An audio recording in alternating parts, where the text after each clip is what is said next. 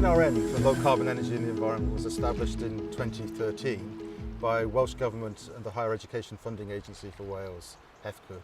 And the whole purpose of that was to stimulate a new initiative in environmental research and energy research in Wales, where we brought together centres of excellence and gave them the capacity to bring in new people from outside of Wales to build up teams, we call them clusters, to carry out new and innovative research. What the funding does, it's not just about doing a research project, but it's about building a research cluster. It's making us think about what we're doing individually in our own disciplines and how we can bring a number of those technologies together. The NRN has helped to consolidate this research and effectively train new researchers in these exciting sort of projects. NRN has been a fantastic help to us. So it's supported a research fellow at Bangor, a research fellow at Swansea University, and also a PhD student at Cardiff.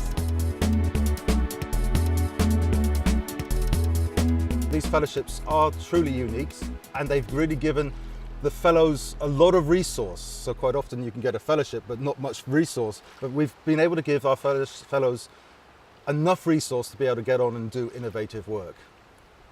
The clusters are hugely variable. They range from clusters looking at aquaculture and the problems with aquaculture, a cluster looking at marine renewable energy and the modelling associated with everything from turbine design through to arrays of turbines in large bodies of water. We look at the resilience of ecosystems. There's groups that are looking at the development of grasses and new grasses for flooding and drought resistance.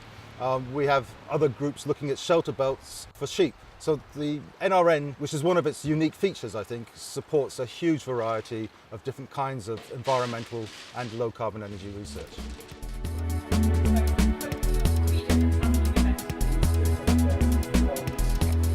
Most of the clusters are doing independent work, but we've found as NRN has progressed, they've started exchanging ideas, interacting with each other, so the clusters themselves are becoming ill-defined around the edges and they're becoming much bigger things.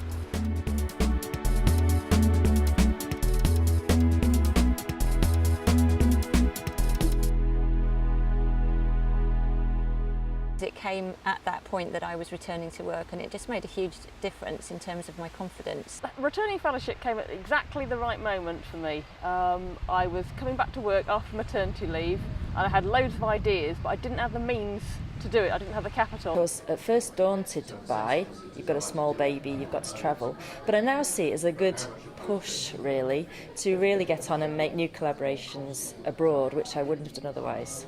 It's given me contacts through being part of a network. I am now attending conferences and I'm feeling really like a part of a Welsh community of researchers, which I didn't before. There are not many schemes in Britain, nor in the whole of Europe in fact, that acknowledges the fact that it is quite difficult as a woman to come back after maternity leave. I think it's incredibly important and I'd be an advocate for it worldwide. It has been quite remarkable to see how the network has developed, but we now have a true network that is really operating as a network. The NRN funding has been fundamental to us linking with the expertise at Aberystwyth and at Bangor University. Having a great team of people working on this from both Aberystwyth, the British Geological Survey and the Cardiff University is great because it allows us to combine our expertise in microbiology, engineering and geology. We have had funding that gets us all together, a new group of expertise that will never have formed if it had not been for the funding from NRN. We've recently had a workshop where we involved people from China and Africa, and we're looking at expanding our research into those areas. We've got 36 partner organisations that are involved. We've got 84 researchers, that's including fellows and principal investigators and co-investigators. We've got the 25 research fellows themselves, and we've got the 12 PhD students as well. So, from small things have developed a really formidable team of environmental and low carbon researchers here in Wales, and it is amazing to see what we've been able to do in such a short space of time.